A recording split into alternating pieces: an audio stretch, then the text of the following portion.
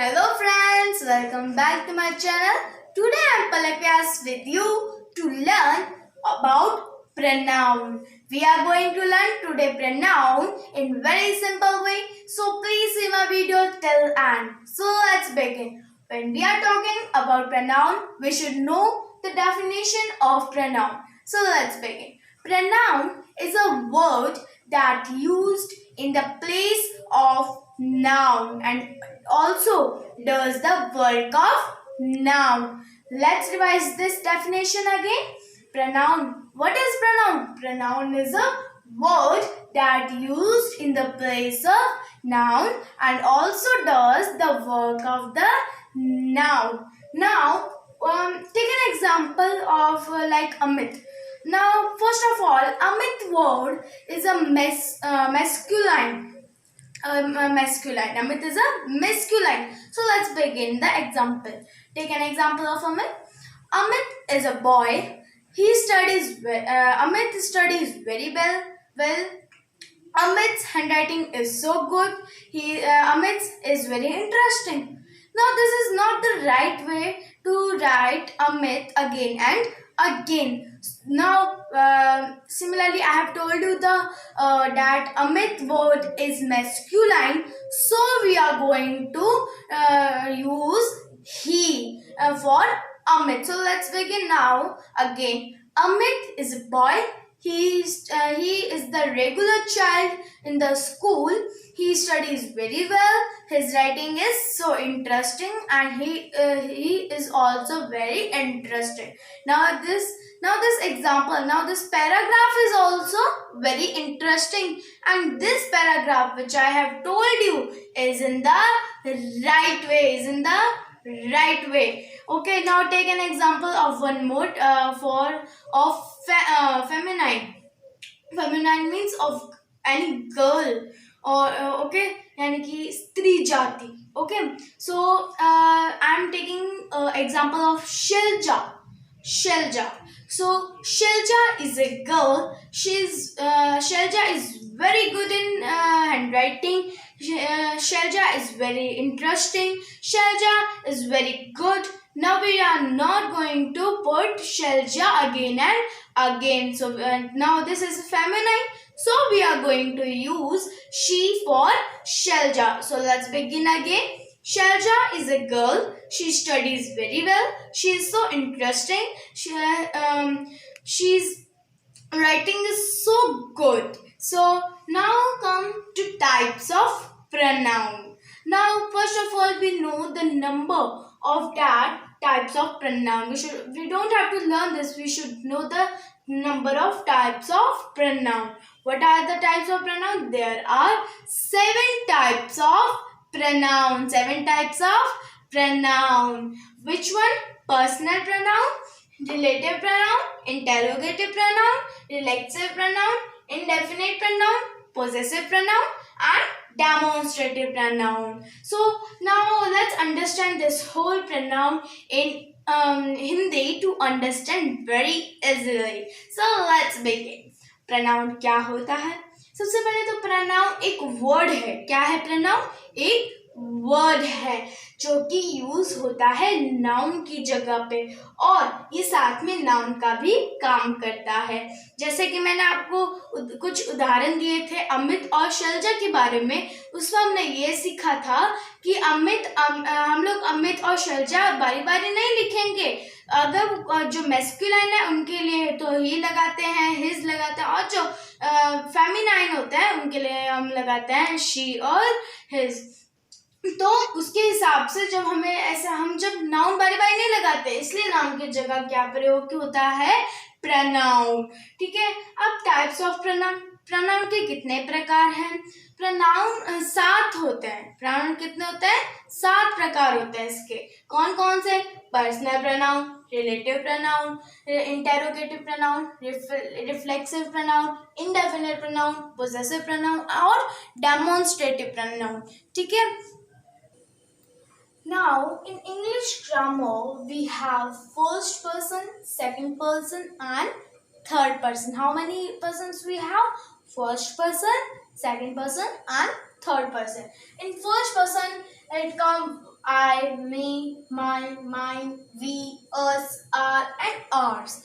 And in second person comes you, your, and yours. And in third person comes he, she, it, they, them, his, him, hers, her, its, their, and theirs. Now understand. Now we are going to understand this whole. In English grammar we have this all in Hindi to understand easy. So let's begin. English grammar के अंदर जो pronoun होता है ना, उसके अंदर हमारे पास तीन चीज होती है. कौन कौन सी? एक तो पहला पर्सन, एक सेकंड पर्सन और एक थर्ड पर्सन.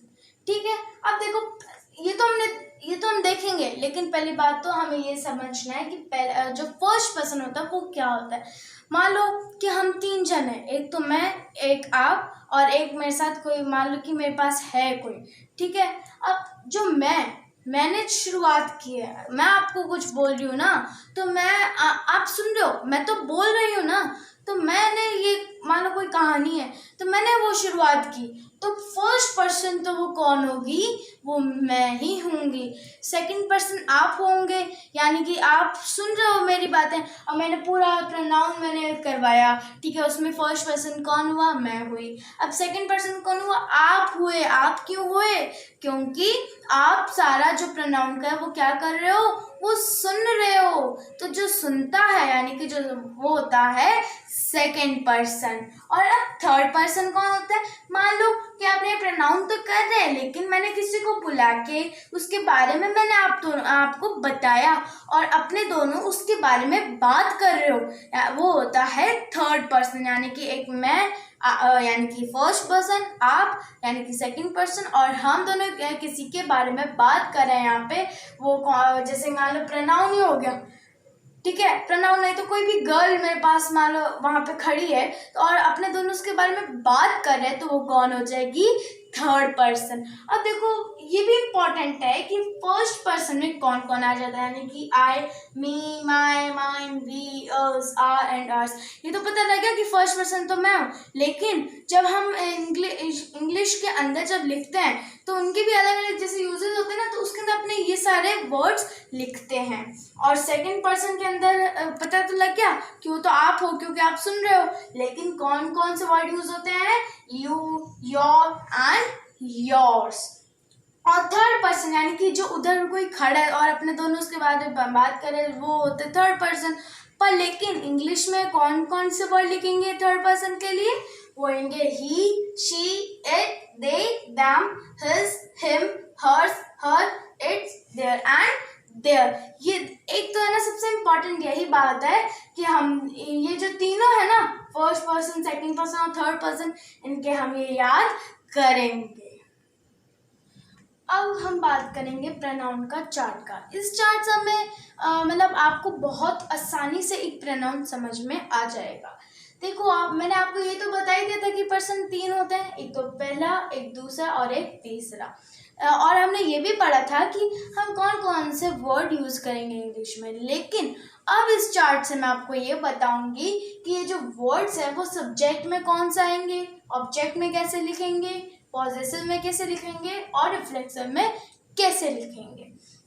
फर्स्ट पर्सन के लिए अगर हम सब्जेक्ट के लिए बात करते हैं तो हम लिखेंगे आई और वी, यानी कि एक तो मैं और हम सब. और वैसे ही ऑब्जेक्ट के अंदर आई के लिए हम यूज करेंगे मी और वी के लिए करेंगे अस. अब जब हम पॉजेसिव की बात करते हैं तो पॉजेसिव का मतलब क्या है?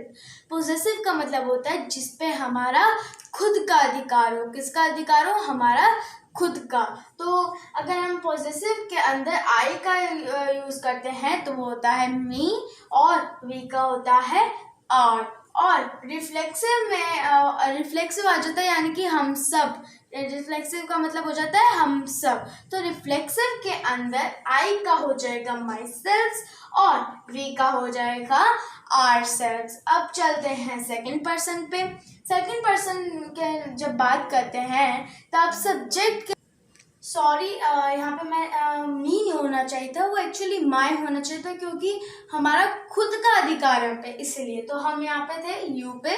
तो सेकंड पर्सन के अंदर सब्जेक्ट के लिए होता है यू और ऑब्जेक्ट में आता है यू ही, मतलब सेम ही रहेगा।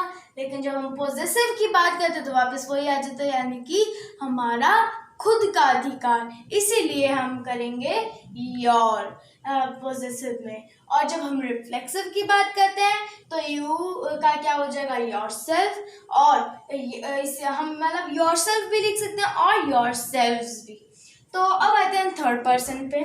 थर्ड पर्सन के लिए सब्जेक्ट में लगेगा ही और ऑब्जेक्ट में ही का हो जाएगा हिम, पोजेसिव में हो जाएगा हिज और रिफ्लेक्सिव में हो जाएगा हिमसेल्फ। ऐसे ही शी का हो जाएगा हर का हर ही रहेगा, यानी कि सेम रहेगा। और फिर आ जाएगा रिफ्लेक्सिव में हर सेल्फ। उसके बाद थर्ड पर्सन के अंदर जो इट है उसके लिए लगेगा इट्स का इट्स सेम रहेगा पोजेसिव में। और उसके बाद रिफ्लेक्सिव में आ जाएगा ये इटसेल्फ। थर्ड पर्सन के अंदर ही हम देखें अगर दे के बारे में, तो दे के अंदर अगर सब्जेक्ट में देखें तो दे का तो दे रहेगा, लेकिन ऑब्जेक्ट में क्या हो जाएगा, देयर। और पोजेसिव में हो जाएगा वही देयर का देयर सेम। और रिफ्लेक्सिव में हो जाएगा themselves. Thank you guys. I hope you would be satisfied from this part. Please like my videos, and if you are new on my channel, please subscribe my video. Thank you. Bye bye.